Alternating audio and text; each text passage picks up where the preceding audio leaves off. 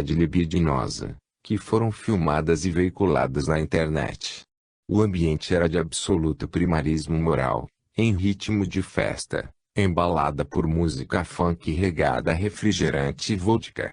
Isso aconteceu em horário escolar, na cidade de Lusiânia, município de Goiás, distante 58 quilômetros de Brasília. Conforme a reportagem, os envolvidos foram acusados de estupro presumido, porque a menina, embora tenha consentido, é menor de idade. Ela teria praticado atos sexuais com 6 colegas no interregno de 2 horas.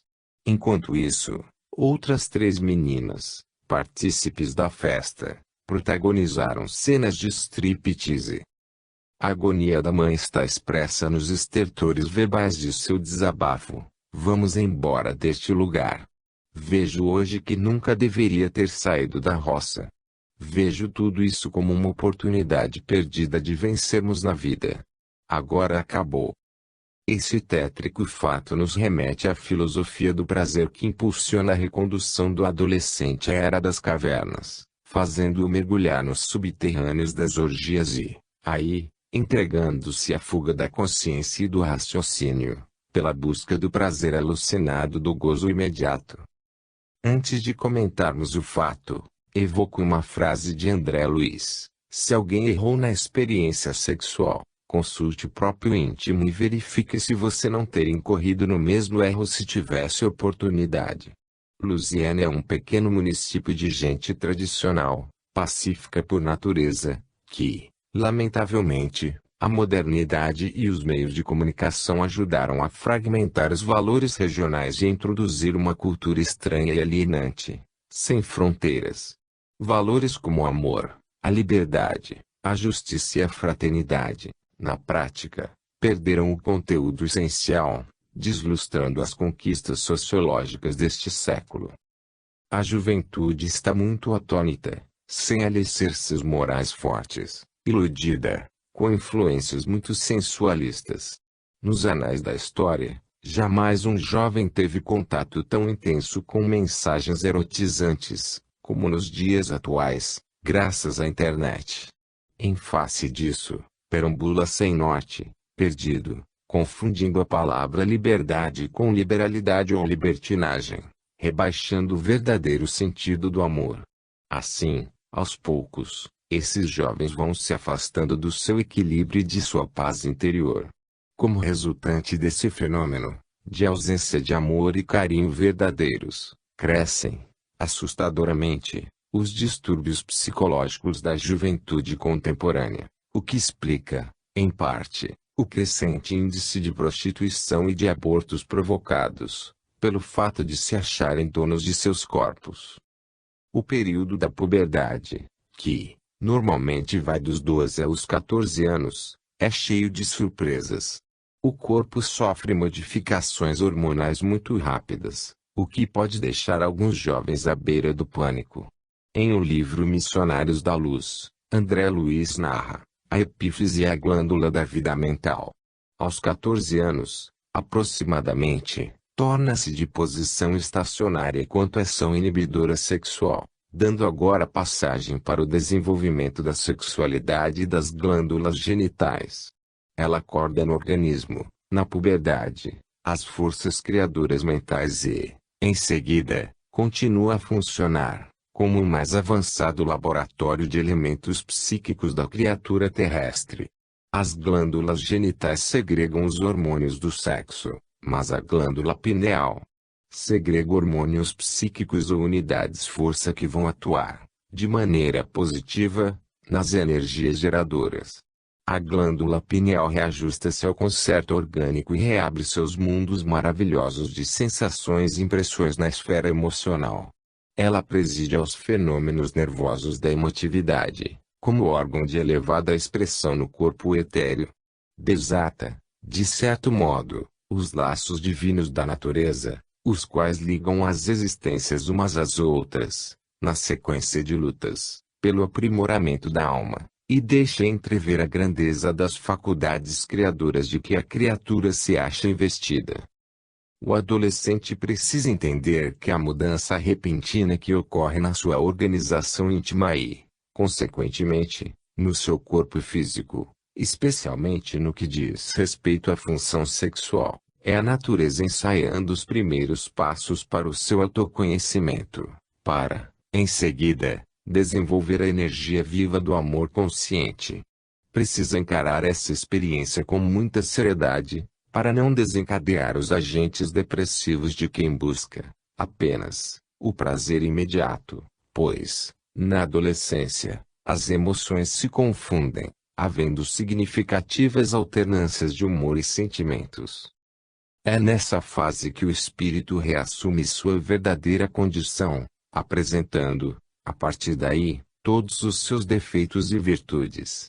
É o espírito que retoma a sua natureza e se mostra como ele era. Euforia e tristeza se alternam sem razões aparentes que justifiquem o fato. Pode-se amar profundamente alguém, num dia, e passar a detestá-lo, na semana seguinte, por razões que a própria razão desconhece.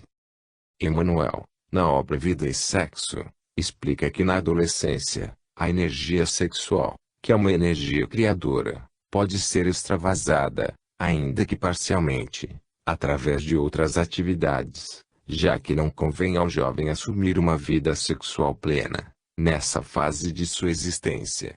Isso devido a fatores sociais, econômicos, éticos e psicoemocionais. As atividades esportivas, artísticas e culturais de um modo geral podem contribuir positivamente para equilibrar os impulsos sexuais do adolescente. A energia sexual nos seres primitivos, situados nos primeiros degraus da emoção e do raciocínio, e, ainda, em todas as criaturas que se demoram voluntariamente no nível dos brutos, a descarga de semelhante energia se opera inconsideradamente. Isso, porém, lhes custa resultados angustiosos eles lastrearem longo tempo de fixação em existências menos felizes, nas quais a vida, muito a pouco e pouco, ensina a cada um que ninguém abusa de alguém sem carrear prejuízo a si mesmo. Porém, que criatura alguma, no plano da razão, se utilizará dela, nas relações com outra criatura, sem consequências felizes ou infelizes, construtivas ou destrutivas, conforme a orientação que se lhe der. É, ainda, Emmanuel que nos alerta: conferir pretensa legitimidade às relações sexuais irresponsáveis seria tratar consciências qual se fossem coisas, e se as próprias coisas, na condição de objetos, reclamam respeito, que se dirá do acatamento devido à consciência de cada um. A natureza não autoriza, a quem quer que seja, estabelecer liberdade indiscriminada para as relações sexuais, porque isso resultaria, unicamente, em licença ou devassidão. Como já referimos, existe o mundo sexual dos espíritos de evolução primária, ensaio de ligações irresponsáveis, homens e mulheres, psiquicamente, não muito distantes da selva, remanescentes próximos da convivência com os brutos, que devem evitar arrastamentos no terreno da aventura, em matéria de sexo, sob pena de lesões na alma e de difícil tratamento. André Luiz admoesta: não julgue os supostos desajustamentos ou falhas reconhecidas do sexo e sim respeite as manifestações sexuais do próximo, tanto quanto você pede respeito para aquelas que lhe caracterizam a existência, considerando que a comunhão sexual é sempre assunto íntimo. É óbvio que é importante que o jovem exercite a viagem para dentro de si mesmo, a fim de que possa aprender a se conhecer e, em se conhecendo, aprender a se amar respeitosamente. Um jovem sem Deus, que não concebe a importância da religiosidade e que não dá valor à família, fica muito vulnerável às sugestões do mal, e, consequentemente, desperdiça tempo valioso quanto ao seu crescimento espiritual. Quaisquer que sejam as investidas na recondução do bem, se não aprender a administrar seus conflitos no seio da família, dificilmente saberá se ajustar na sociedade que o cerca. Por essas razões, resta-nos orar pelas mães, cujos filhos se encontram em desalinho, comprometidos com a ignorância e com a ilusão do sexo sem consciência. Possam os adolescentes decifrar suas incógnitas íntimas, para, por fim, liberar o Deus interno que existe em cada um deles, assim como, em cada um de nós.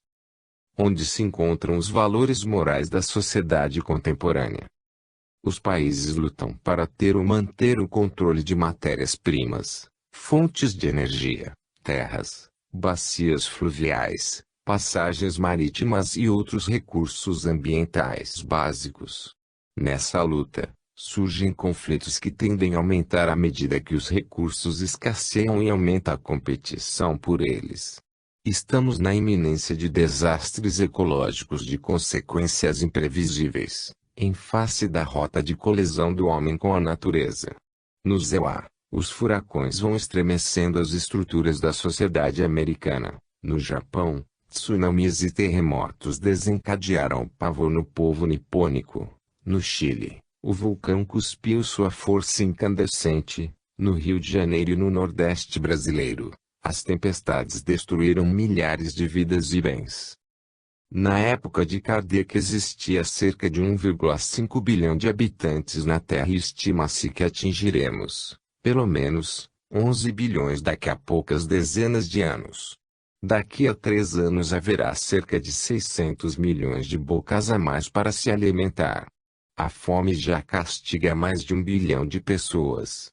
Para os espíritos, a Terra produziria sempre o necessário, se com o necessário soubesse o homem contentar-se. Se o que ela produz não lhe basta a todas as necessidades, é que ele a emprega no supérfluo que poderia ser empregado no necessário. A questão é que, em uma sociedade consumista, poucos se contentam com o necessário, por isso não há distinção entre consumismo e materialismo. Na questão 799 de O Livro dos Espíritos, Kardec indaga: de que maneira pode o Espiritismo contribuir para o progresso? A resposta é categórica: destruindo o materialismo, que é uma das chagas da sociedade. Neste mundo contraditório, temos o cinismo de divulgar a paz produzindo as ogivas de guerra. Ansiamos resolver os enigmas sociais intensificando a edificação das penitenciárias, bordéis e motéis. Cerca de 100 milhões de pessoas passaram a condição de pobreza extrema devido à recessão mundial resultante da crise financeira internacional de 2009.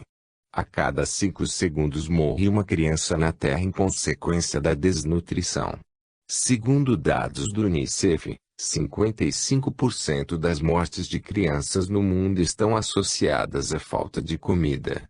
A Organização Mundial da Saúde (OMS) estima existirem 100 milhões de crianças vivendo nas ruas do mundo subdesenvolvido ou em desenvolvimento, das quais mais de 10 milhões vivem no Brasil. 11 anos se passaram neste novo milênio, porém o resultado da larga arena de lutas fratricidas do século XX ainda ecoa nos vagidos de cada criança que renasce. As atuais teorias sociais permanecem em sua trajetória equivocada, tangendo não raro a linha tenebrosa do extremismo. É urgente que novas propostas teóricas interpretem a paz social em termos de valores mais transcendentes.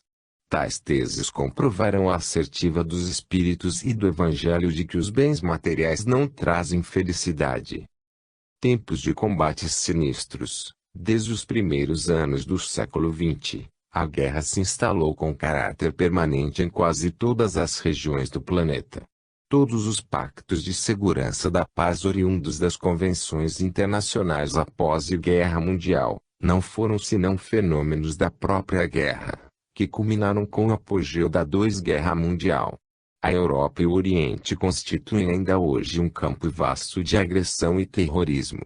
Por isso, a América recebeu o cetro da civilização e da cultura, na orientação dos povos por vindouros. Nos campos exuberantes do continente americano estão plantadas as sementes de luz da árvore maravilhosa da civilização do futuro, segundo Emmanuel. Onde se encontram os valores morais da sociedade contemporânea. Muitas religiões estão amordaçadas pelas injunções de ordem econômica e política. Somente a doutrina dos espíritos tem efetuado o esforço hercúleo de sustentar acesa a luz da crença nas plagas iluminadas da razão, da cultura e do direito. Embora seja o esforço do espiritismo quase superior às suas próprias forças, mas o mundo não está à disposição dos ditadores terrestres. Jesus é o seu único diretor no plano das realidades imortais. Os benfeitores, que guiam os destinos da humanidade, se movimentam a favor do restabelecimento da verdade e da paz, a caminho de uma nova era. Emmanuel faz menção sobre uma nova reunião da comunidade das potências angélicas do Sistema Solar, da qual é Jesus um dos membros divinos, e que planejam reunirem-se, novamente, pela terceira vez, na atmosfera terrestre, desde que o Cristo recebeu a sagrada missão de abraçar e redimir a nossa humanidade, deliberando novamente sobre os destinos da Terra. Que resultará dessa reunião dos espíritos superiores? Deus o sabe. Nas grandes transições do século que passa, aguardemos o seu amor e a sua misericórdia. Não desconsideramos, nessas reflexões, a rejeição que padecem os excluídos da sociedade, porquanto a ganância pelo dinheiro atinge patamares surrealistas. Estarrece-nos a avidez dos adolescentes pelo sexo, quase sempre remetidos aos pântanos da indigência moral. Hoje em dia, as pessoas vacilam em sair às ruas, defronte dos assaltos e sequestros relâmpagos que têm ocorrido a todo momento. São ocasiões de muita inquietude e de grande volubilidade emocional. Ainda sofremos os ressaibos amargosos dos contrastes de uma suprema tecnologia no campo da informática, das telecomunicações, da genética, das viagens espaciais, dos supersônicos, dos raios laser, do mesmo modo em que ainda temos que coexistir com a febre amarela, a tuberculose, AIDS, e com todos os tipos de droga, cocaína, heroína, skunk, êxtase, o crack, oxi etc. Nesse cenário fatídico, a mensagem do Cristo é um elixir poderoso, o mais confiável para a redenção social, que haverá de entranhar em todas as consciências humanas, como um dia penetrou no altruísmo de Vicente de Paulo, na solidariedade de Irmã Dulce, na amabilidade de Francisco de Assis, na suprema ternura de Teresa de Calcutá, na humildade de Chico Xavier. Aprendamos a dilatar a misericórdia sem preguismos, desenvolver generosidade que começa no procedimento de dar coisas, para culminar no dom de doarmos-nos, decididamente, ao próximo. Fazer algo de bom, e que ninguém saiba, especialmente por um desafeto qualquer. Nesse desempenho, podermos enunciar o sereno brado como fez o convertido de Damasco: já não sou quem vive, mas o Cristo é quem vive em mim. Para Emmanuel, as revelações do além-túmulo descerão às almas, como um orvalho imaterial, preludiando a paz e a luz de uma nova era.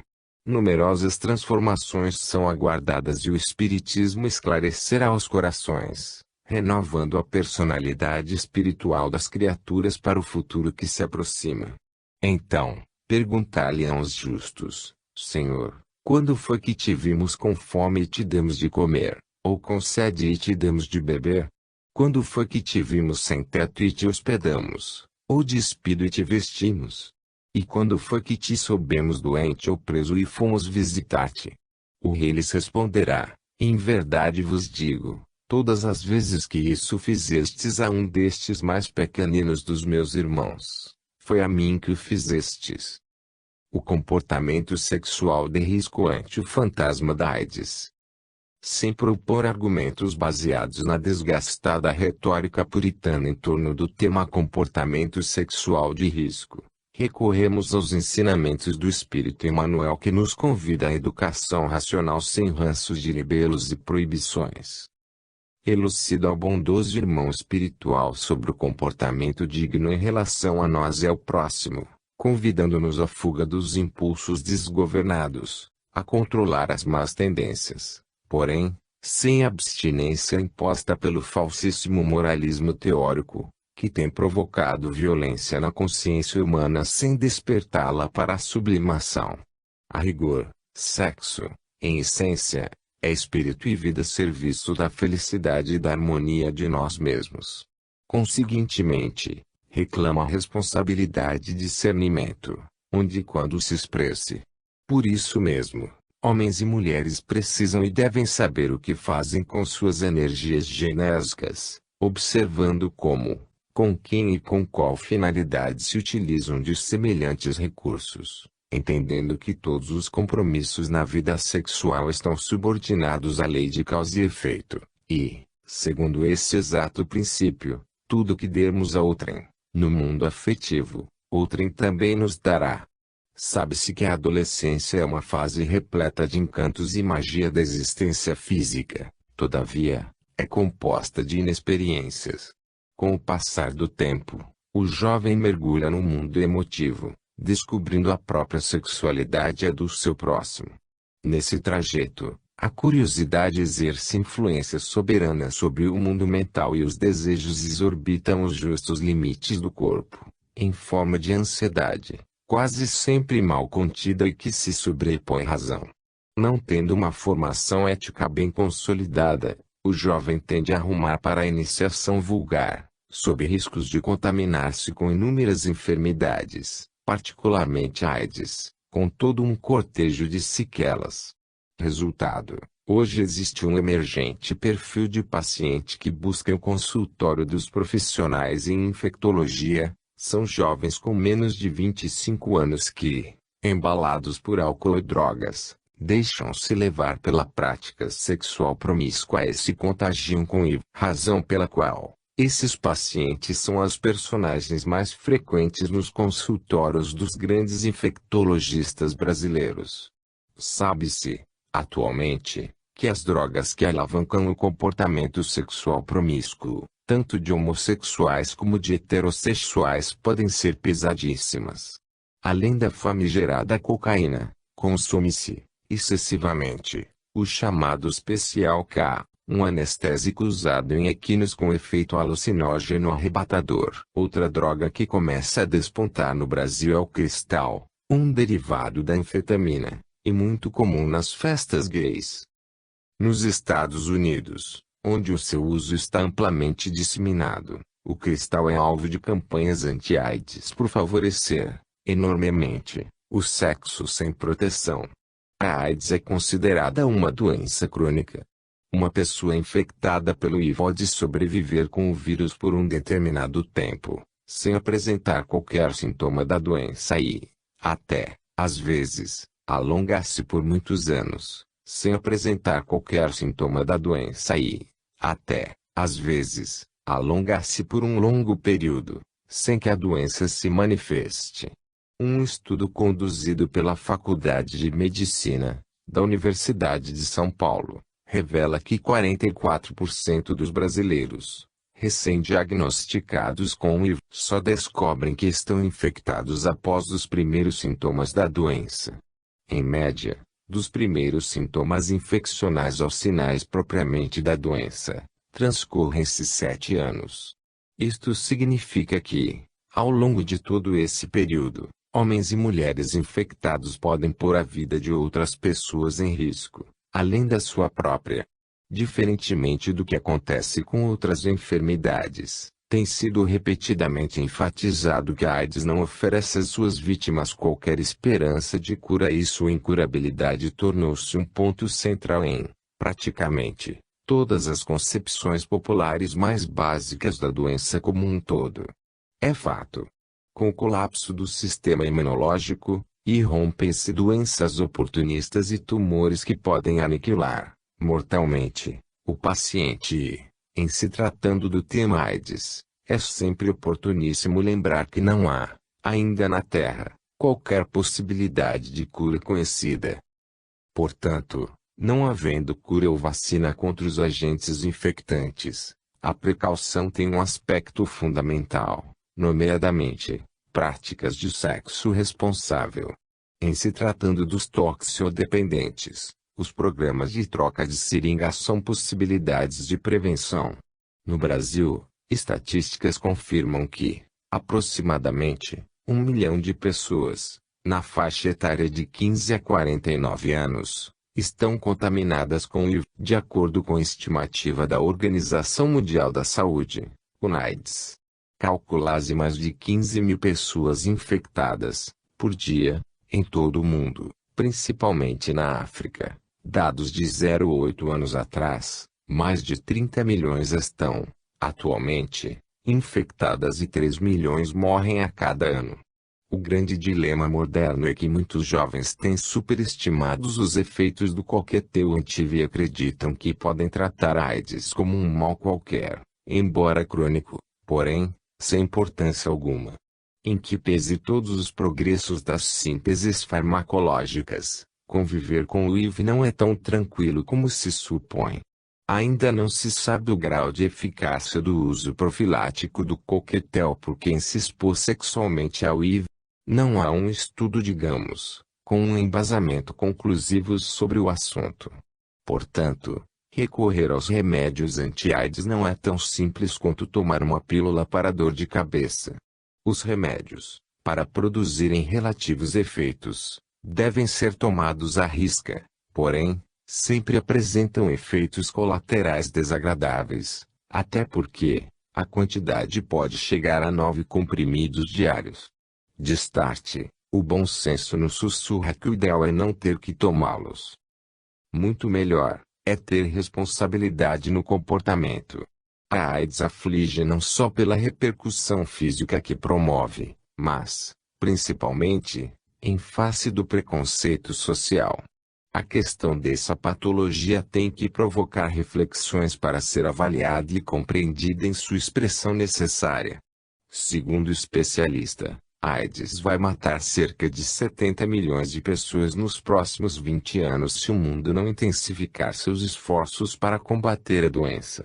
Desde que foram diagnosticados os primeiros casos de problemas incomuns no sistema imunológico, depois atribuídos ao vírus HIV. Em 1981, a AIDS já matou mais de 20 milhões, e deixou, pelo menos, 14 milhões de órfãos.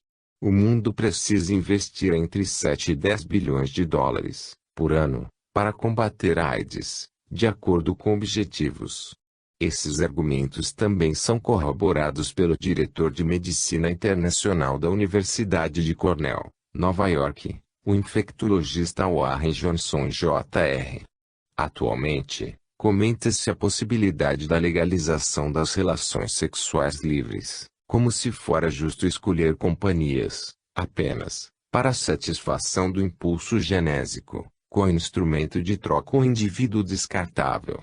Relações sexuais, no entanto, envolvem consciência e responsabilidade. Estudos atuais fazem referência à terminologia comportamento de risco e não mais em grupo de risco. Os vetores de riscos em potencial são os seguintes: prática sexual, homoheterossexual, com pessoa infectada, sem uso de preservativos, compartilhamento de seringas e agulhas, principalmente, no uso de drogas injetáveis, transfusão de sangue contaminado pelo HIV, reutilização de objetos perfurocortantes com presença de sangue ou fluidos contaminados pelo HIV. Sobre a questão do uso de preservativos, fazemos aqui um parêntese. No livro Luz na Mente, de nossa autoria, lembramos que há pesquisas que tentam comprovar que os espermatozoides conseguem atravessar orifícios ou fissuras microscópicas nos preservativos com frequência suficiente para causar gravidez. Por isso, muitas vezes os preservativos são métodos ineficazes na prevenção de gravidez. Ora, a julgar-se essa constatação como verdadeira, considerando-se que o vírus da AIDS tem uma dimensão menor que os espaços intermoleculares que do látex, matéria-prima dos preservativos, de que maneira poderia uma camisa de Vênus impedir o trespasse do HIV? Por isso, é importante duvidar da eficiência 100% do preservativo ao contágio da AIDS. É previdente. Há muita discussão, a nível médico, a nível psicológico e, também, à luz das religiões, sobre a AIDS, que cada vez aumenta mais. E não obstante as históricas advertências, O comportamento sexual tem sido fator de indigências psicológicas, perpassando do ultraje ao pudor pela imposição das convenções sociais, como uma exigência do prazer, em prejuízo do sentimento espiritual. O temido vírus destrói, invariavelmente, o sistema imunológico, motivo pelo qual os responsáveis pelos programas de prevenção, do governo, precisam promover projetos educativos mais racionalizados e, suficientemente eficazes, ao revés de endossarem a aventura permissiva protegida pela suposta eficácia dos preservativos. De que maneira? Usem o bom senso. Na medida em que a individualidade evolui, passa a compreender que o sexo requer o impositivo do discernimento e responsabilidade em sua aplicação, e que, por isso mesmo, deve ser controlado por valores morais que lhe garantam um emprego digno, seja na criação de formas físicas, seja na artística, cultural, comportamental, propiciando a elevação espiritual do ser humano e, consequentemente, a evolução do planeta. O Evangelho preconiza que a via preventiva contra a AIDS é o comportamento saudável, a reforma moral, o respeito ao sentimento do próximo e a fidelidade conjugal. Com a sexualidade não se zomba. Por isso, só a conduta cristã, nesse contexto, determinará, em plenitude, a imunização absoluta. Sacrifícios de animais como cobaias, numa perspectiva espírita. Desde a antiguidade, pesquisadores valem-se de animais, cobaias, para obter testes científicos e ensaio das mais diversas espécies. O coelho foi uma das primeiras espécies utilizadas em pesquisas e presentemente camundongos e rãs são espécies de eleição para experiências nos laboratórios. Os bichos têm servido de cobaias para a prova de vacinas, medicamentos, produtos e substâncias, antes de sua liberação para o consumo humano, e também alguns procedimentos cirúrgicos, antes de serem aplicados entre os homens. André Vesalius, fundador da anatomia moderna, usava cães e porcos em demonstrações públicas de anatomia. Hoje em dia, ainda os cães têm sido cobaias para estudos dos sistemas cardiovascular, respiratório, gastrointestinal, endócrino e das técnicas de transplante. Contudo, havemos de convir que as pesquisas só publicam descobertas, porém não revelam fracassos. O organismo de um animal não é o mesmo que o nosso. O maior fracasso do século XX foi a talidomida, que foi testada amplamente em animais e depois colocada no mercado. O experimento em animais não representa apenas um método cruel, e por isso mesmo antiético, mas é também destituído de validade científica. No interesse do homem e do animal, precisa ser abolido o mais rápido possível e substituída por métodos racionais. Aproximadamente um terço dos doentes com problemas renais crônicos destruíram sua função renal tomando analgésicos considerados seguros após aplicados em animais. Todos os medicamentos tóxicos retirados do mercado por exigência dos órgãos de saúde foram testados antes em experiências com animais. Nos últimos anos, as muralhas do silêncio vêm sendo progressivamente demolidas pela imprensa, pelo rádio e pela televisão. Existem importantes movimentos de proteção animal que resistem para findar com a vivissecção. Graças a Deus. Na atualidade, tem sido atenuado o uso de animais em ensaios científicos, pois foram desvendadas outras possibilidades eficientes. A exemplo de substâncias eficazes à base vegetal, que foram descobertas sem experiências com animais. Ressalte-se que a maioria das técnicas cirúrgicas frequentes não foram desenvolvidas em cobaias animais. Os avanços em biotecnologia já permitiram substituir os bichos por computadores ou tubos de ensaios. Em diversos campos estão sendo utilizados processos alternativos, como in vitro, com culturas celulares. As células estaminais já são uma alternativa e vão ser decisivas na substituição das cobaias. Pesquisadores da Universidade Estadual de Campinas, Unicamp, desenvolveram um programa de computador que pode substituir o sacrifício de animais durante as aulas de fisiologia. O programa pode substituir o uso de animais nas aulas práticas de fisiologia e biofísica, ministradas nos cursos de medicina, ciências biológicas, enfermagem e educação física. Apesar de milhões de animais torturados e mortos, a dissecação anatômica não conseguiu obter um resultado frente às epidemias do nosso tempo. Os progressos na pesquisa da AIDS não se fundamentam em experiências com animais, porém na epidemiologia, na observação clínica dos doentes e nos estudos in vitro com culturas celulares. Ante a falácia de que os animais são utilizados em benefício da saúde pública, devemos nos lembrar que eles são seres vivos que sentem dor e que sofrem, por isso somos responsáveis por eles. Como é que experiências toxicológicas, durante as quais os animais são envenenados de forma mais ou menos rápida, podem ocorrer sem tortura e dor, sem sofrimento terrível para o animal atingido? São muitas experiências que representam para o animal um sofrimento atroz, que normalmente só termina com a morte. O cientista austríaco Friedrich Range, da Universidade de Viena, liderou um estudo sobre emoções caninas e atesta que certos animais possuem um sentimento ou emoção mais complexa do que normalmente atribuiríamos a eles. Para além das considerações filosóficas, evidências práticas e científicas sugerem que todos os mamíferos possam sentir algo semelhante à dor e ao prazer humano, embora que qualitativa e quantitativamente diferente.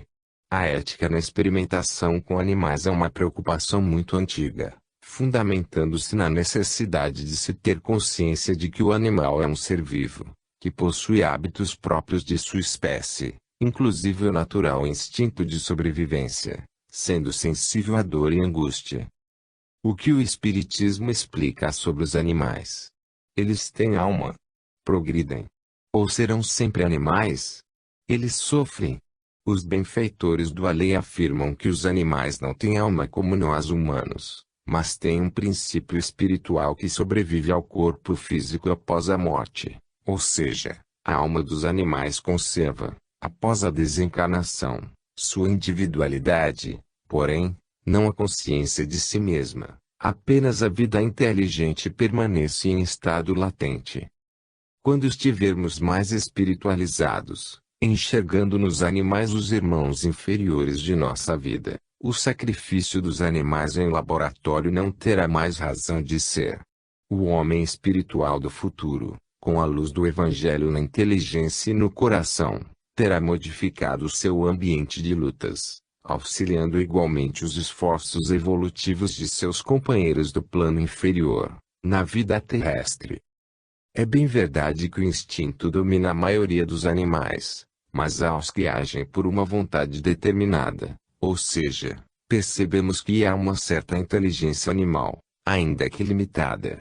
Rememoremos que os bichos não são simples máquinas, embora sua liberdade de ação seja limitada pelas suas necessidades, e, logicamente, não pode ser comparada ao livre-arbítrio humano. Os animais, sendo inferiores ao homem, não têm os mesmos deveres, mas eles têm liberdade, sim, ainda que restrita aos atos da vida material. Os animais pensam, mas não raciocinam. Os animais têm memória, e recorrem a ela, aprendem com o acerto e com o erro, e não com o raciocínio.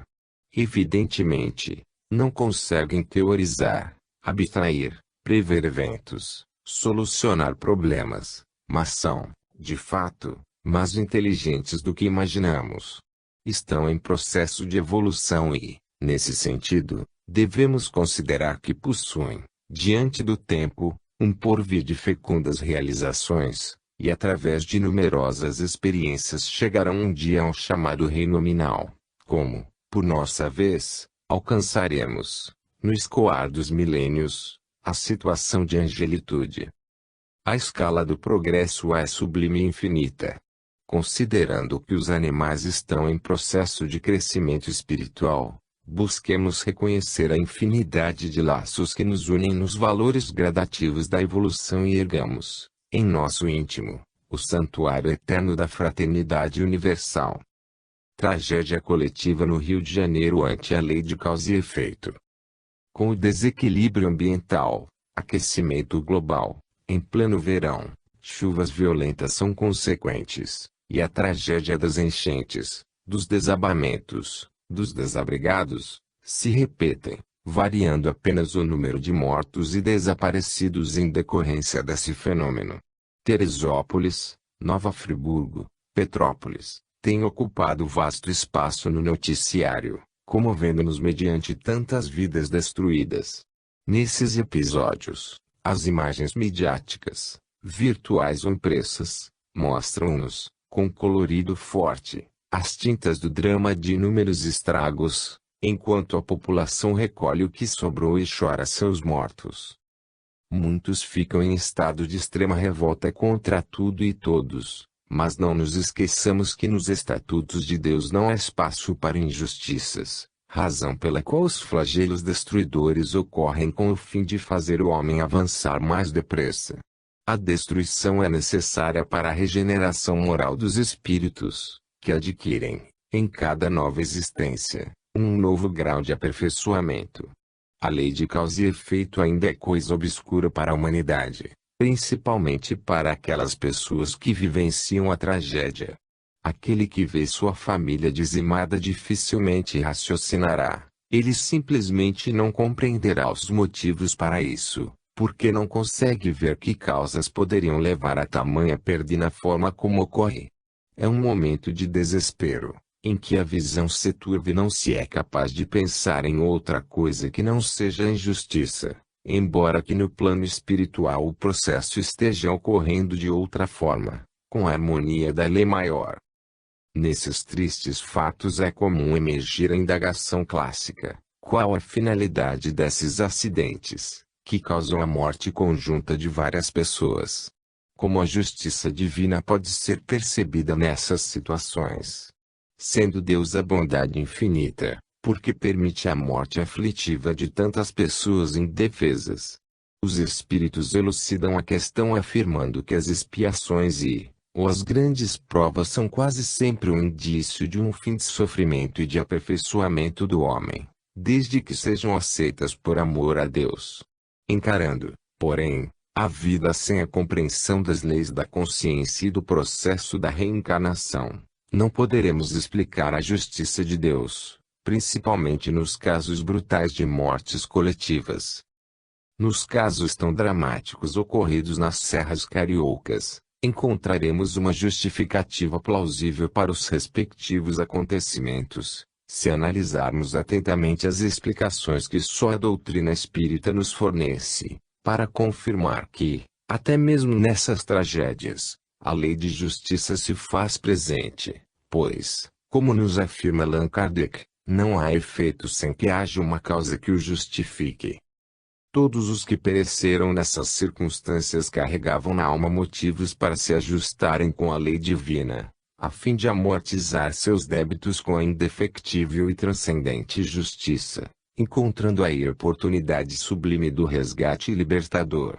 Salvo exceção, pode-se admitir, como regra geral, que todos aqueles que têm um compromisso em comum, reunidos numa existência, já viveram juntos para trabalharem pelo mesmo resultado, e se acharão reunidos ainda no futuro, até que tenham alcançado um objetivo, quer dizer, expiado o passado, ou cumprido a missão aceita.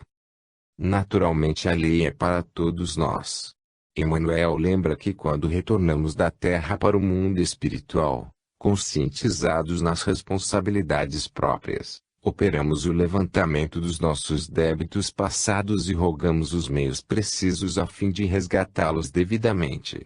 E antes de reencarnarmos, sob o peso de débitos coletivos, somos informados, no além-túmulo, dos riscos a que estamos sujeitos, das formas pelas quais podemos quitar a dívida. Porém, o fato, por si só, não é determinístico. Até porque dependem de circunstâncias várias em nossas vidas a sua consumação, uma vez que a lei de causa e efeito admite flexibilidade, quando o amor rege a vida.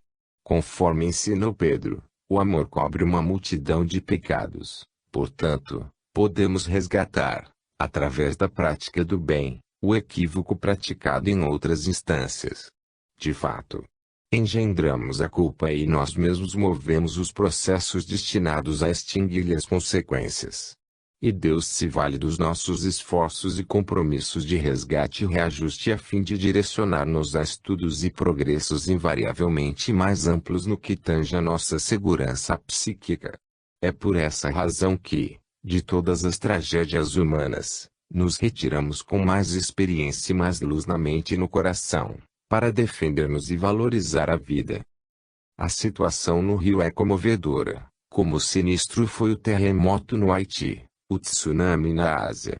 Ainda aqui, Emmanuel esclarece, lamentemos sem desespero quantos se fizeram vítimas de desastres que nos confrangem a alma.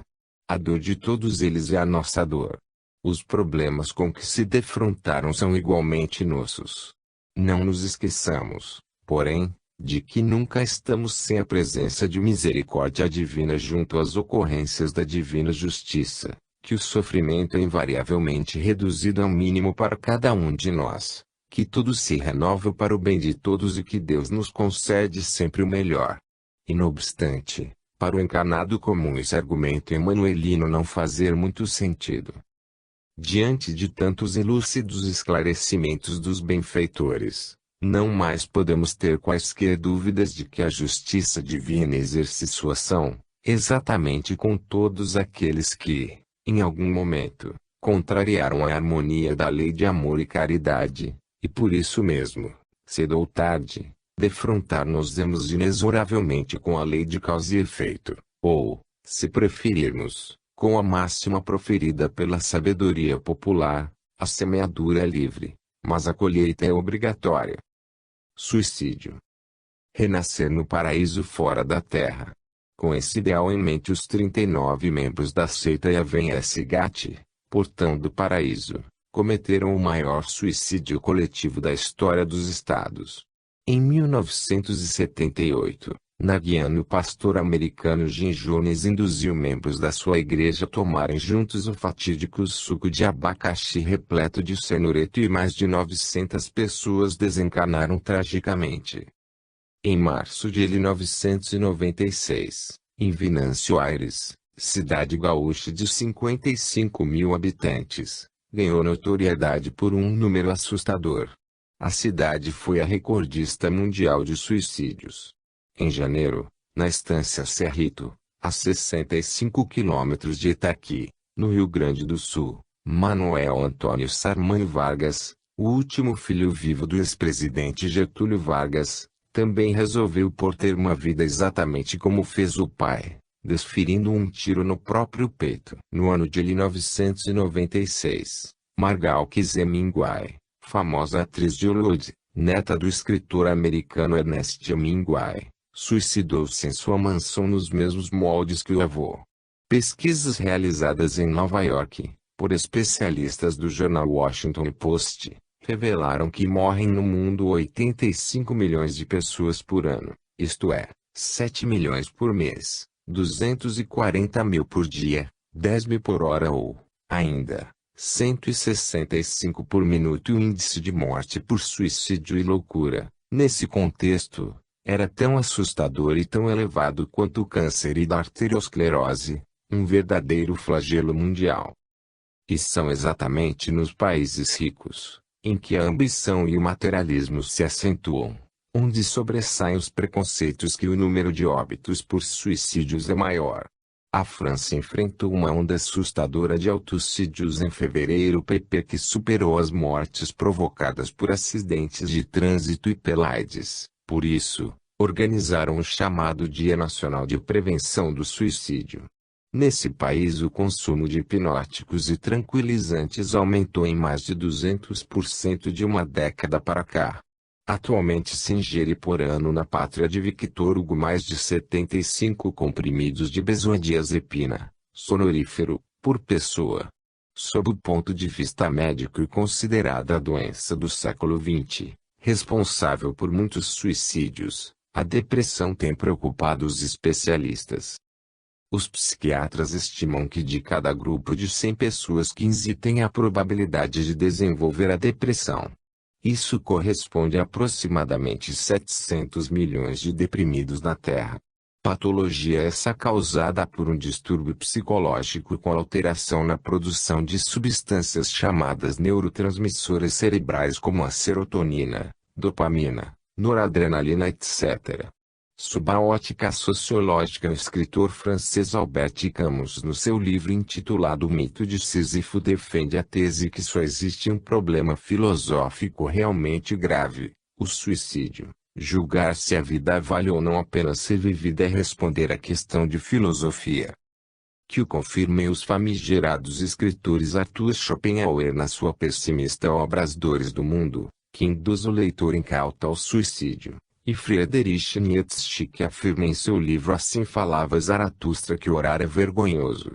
Émile Durkheim, considerado o pai da moderna sociologia, é um dos maiores pesquisadores das teses suicidógenas. Afirma que a culpa maior para uma pessoa cometer um ato tão extremo, de vencer ao próprio instinto de conservação e da sociedade que é a grande pressionadora para o homem se matar, é o ser psicológico sendo abatido pelo ser social.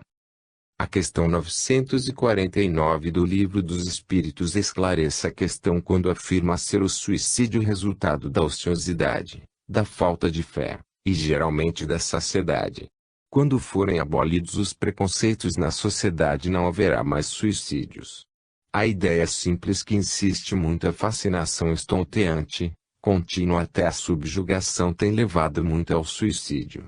Emmanuel ensina que o suicídio é como alguém que pula no escuro sobre um precipício de brasas.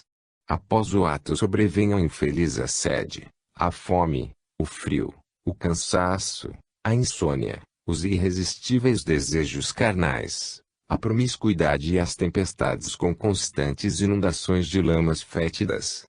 E pura cegueira acharmos que a nossa dor seja maior que a do próximo. Há pessoas que sofrem em situações muito mais cruéis que a nossa. Além do que o avanço tecnológico impõe hoje dar-se valor às coisas sem valor, onde o indivíduo cede ao impacto do contágio social. Adiar dívida significa reencontrá-la mais tarde com juros somados com cobranças sem moratória. Na questão 920 do Livro dos Espíritos ainda aprendemos que a vida na Terra foi dada como prova e expiação e depende do próprio homem lutar com unhas e dentes para ser feliz o quanto puder, amenizando as suas dores com amor. Sob a devassidão das drogas, é imperioso força de vontade e fé em Deus. Os impulsos irresistíveis, o receio, o contentamento que surgem com cada dia sem ajoelhar-se às drogas, tem inspirado a criação de páginas virtuais pelos escravos químicos. Há viciados conectados a redes com dezenas de blogueiros que explanam seus dramas para inúmeras pessoas que sofrem das mesmas agruras. Os históricos gravados nos espaços cibernéticos expõem o progresso de alguns e o desfalecimento de outros. Uma súbita interrupção de comentários na página pelo criador do blog, por exemplo, é explicada como recaída ao vício. Abonam os especialistas que quando os dependentes químicos compartilham experiências, na web por exemplo, guardam conexão com as mesmas terapias de grupos existentes nos Narcóticos Anônimos, e Alcoólicos Anônimos, AA. Na verdade, há viciados portadores da ansiedade social, fobia social ou sociofobia, aversão social, razão pela qual não conseguem se expressar em grupo de autoajuda. Por isso os blogs podem amparar dependentes químicos que não conseguem dividir experiências em público. Nesses ciberespaços são comentadas as experiências e as angústias de uns e o triunfo de outros, ex-dependentes. Muitos blogs igualmente são construídos pelos codependentes, expressão empregada para mencionar parentes e familiares que passam a conviver em função dos viciados. Os parentes dos adictos, habitualmente adoecem. Há uma pressão psicológica muito intensa sobre a família, que sobrevive sob constrangimento. Nesse caso, Expressar relatos nos blogs pode ajudá-los a desvendar que não são os únicos a passar por esse tipo de situação. Compreenderão que outras famílias convivem com dificuldades semelhantes.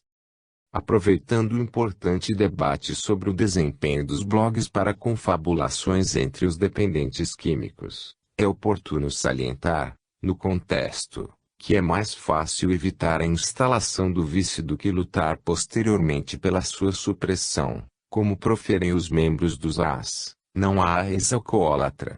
A questão assenta raízes profundas na sociedade, animando medidas curadoras e profiláticas nos círculos religiosos, médicos, psicológicos e psiquiátricos, necessitando de imperiosa assistência de todos os segmentos sociais para, talvez, minimizar seus efeitos calamitosos. Assim, faz-se cogente assentar a questão da dependência química, principalmente a alcoofilia, no foco dos debates públicos. Até porque o problema da consumação das drogas lícitas ou ilícitas precisa ser atacado sem trégua, a fim de que sejam encontradas soluções para a complexa epidemia da quimiodependência. Óbvio que é importante a utilização de um espaço virtual para desabafos sobre as aflitivas lutas contra o vício. Por falar em terapêuticas, existem várias maneiras paralelas de ajuda aos que dependem da droga: tratamento médico, terapias cognitivas e comportamentais, psicoterapias, grupos de autoajuda, alcoólicos anônimos, narcóticos anônimos, etc. Na opinião dos especialistas da área, o tratamento do dependente de drogas não requer internação, na grande maioria dos casos, pois as respostas não têm sido favoráveis a que eles apresentem melhora nessas condições de isolamento, distantes do convívio familiar. Muito pelo contrário, constatam a ineficiência do tratamento nessas condições, com um significativo aumento do consumo a que os dependentes se lançam após saírem da clínica. Para todo dependente químico existe um tratamento específico. Quando a dependência é única e exclusivamente física, esta é anunciada nas crises de abstinência com reações de menor expressão, e a cura é relativamente fácil. Porém, quando a dependência é psicológica, as reações são bem mais agressivas e a cura requer muito mais tempo. Daí a necessidade da compaixão, da renúncia e do irrestrito afeto familiar. Apresentando ao tema uma abordagem espírita, compreendamos que muitos que desencarnam sob o guante da dependência química permanecem presos ao vício nas deprimidas regiões do além-tumba. Normalmente tais infelizes seres acoplam-se aos seus afins, os usuários de drogas encarnados, e mantendo-se aos seus perispíritos a fim de sugar as emanações perniciosas derivadas do consumo das drogas. As energias deletérias dos viciados do além podem, em longo prazo, causar nos viciados encarnados distúrbios orgânicos graves, tais como câncer de pulmão, problemas no fígado, no aparelho circulatório, no sangue, no sistema respiratório, no cérebro e nas células, principalmente as neuronais, devido ao enfraquecimento dos centros vitais do viciado, ainda encarnado. Portanto, os efeitos destruidores dessa subjugação são tão intensos que extrapolam os limites do organismo físico da vítima de K, alcançando e danificando substancialmente o equilíbrio e a própria funcionalidade do seu perispírito. Em O Livro dos Espíritos, Allan Kardec indagou a espiritualidade se o homem poderia, pelos seus próprios esforços, vencer suas inclinações más. Os espíritos, de maneira objetiva, responderam afirmativamente, esclarecendo que o que falta nos homens, sobretudo os dependentes químicos, é a força de vontade e a legítima fé em Deus. Pelo exposto, sugerimos a todos os sobrepujados pelos vícios, de cá e do além, o estudo e o exercício do bem, tendo como roteiro os códigos do Evangelho de Jesus. Rememoremos que ele mesmo disse: Vinde a mim todos os que estáis cansados e oprimidos, e eu vos aliviarei. Tomai sobre vós o meu jugo, e aprendei de mim, que sou manso e humilde de coração, e encontrareis descanso para as vossas almas. Porque o meu jugo é suave e o meu fardo é leve. Tatuagens, piercings e os outros adereços sob o ponto de vista espírita. Alguém nos questionou se usar uma tatuagem na pele teria influência sobre o perispírito. Há dirigentes de casas espíritas advertindo que todas as pessoas que fizeram ou pensam em gravar tatuagens ou usar piercings, automaticamente estarão em